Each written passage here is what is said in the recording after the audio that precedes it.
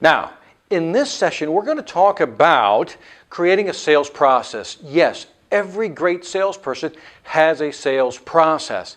Now, the best way to equate this to an example that we can all understand is, I want you to pretend for a moment that you're baking cake. Right? You're baking a cake, and that's your cake, you're baking it, and you never follow a recipe. You just kind of throw things together. You kind of ad hoc throw things together. And the cake comes out a certain way, and wow, everybody loves your cake. A week later, you do the same thing. You create the same cake, but it just doesn't taste the same. Third week, you do it again, it just doesn't taste the same. There's no consistency in this cake making process you got going on. Well, the reason is you don't have a real recipe. See, every time you do it, you add something or take away something differently than you did the time before. And because you're doing that, your cake will never be consistent in terms of its outcome. So what we want to do is be consistent. In selling, we need to be consistent. If we don't have a recipe, also known as a sales process, we're not going to be consistent in selling. And much like the cake analogy, you're going to get frustrated. You're going to get frustrated because you're going, well, I sold before, but why am I not selling now? Well, maybe because you don't have a sales process and your recipe keeps changing. So you don't know when you're successful or why you're successful because you keep changing things. So we want is consistency. That's what we're looking for, consistency. So what we're going to do is develop a sales process just for you. Now here's a suggested sales process. I want you to tailor it to your product or your service. This sales process has 7 steps. The first one is the research phase. This is where we research our customer, list out our features, benefits, advantages, talk about who we're going to sell to. Remember that, the target market, the profile, who's going to buy our product. This is the research we do before we meet with the customer. Then the second phase is to actually meet with the customer. Now when we meet with the customer, we're going to ask a lot of questions, and we'll talk about that in another module. We're going to try to find out what they need, what the benefits are, what benefits our products can provide them, but we need to go through the question and answer session first in order to find that out. Once we get a good understanding of what the customer needs or what they might be needing that our product or service offers, we move then to the presentation phase.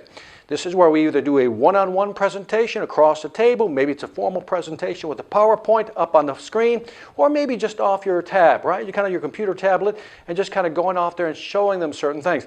That's the presentation. Again, the presentation should be aimed at what they need and what they're requesting. The next phase is a demo.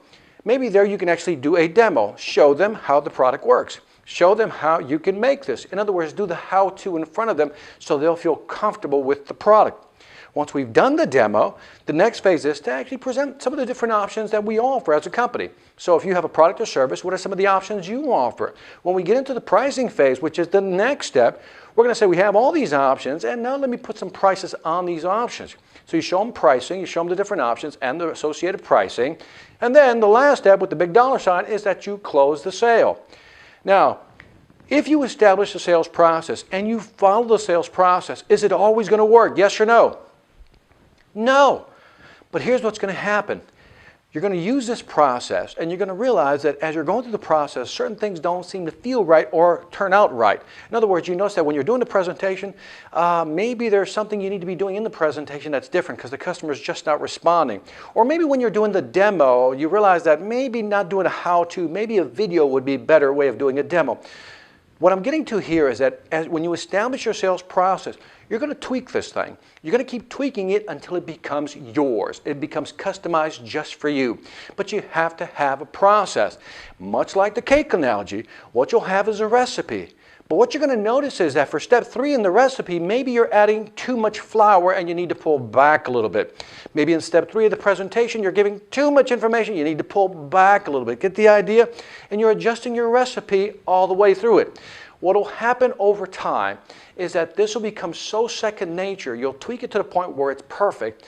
It'll become so second nature you can do it almost immediately off the top of your head without thinking about it. And that's when your personality really infuses and combines with the presentation. And when you do it, it sounds so natural that people will say, yeah, I believe that person in what they're saying.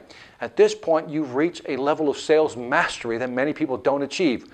Why? Because they don't stick to a process. So again, the key is to develop your process, implement the process, tweak it, adjust it till it becomes yours. Now, one more thing. At the bottom, you see something called the sales cycle. Now, this is always good to kind of know, kind of some information for you just on the side.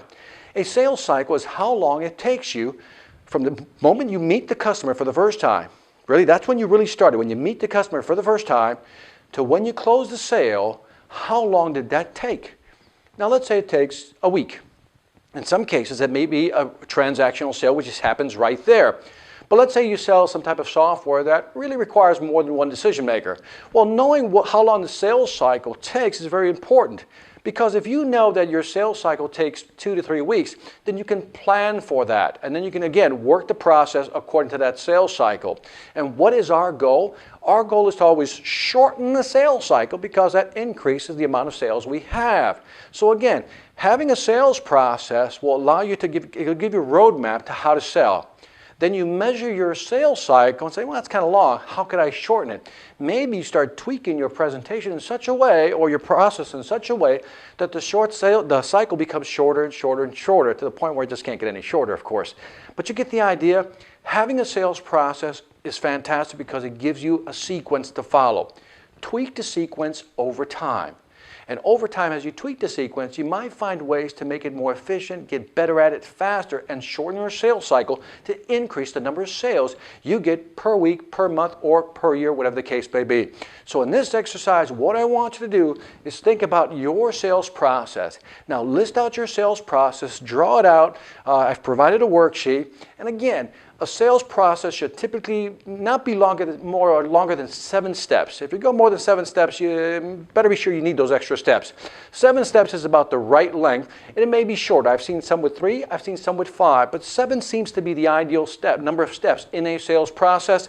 So go to it right now. Take your time. This is important. This, again, forms part of the foundation. There is the mindset, now there is the strategy, and this is your sales strategy. Go to it.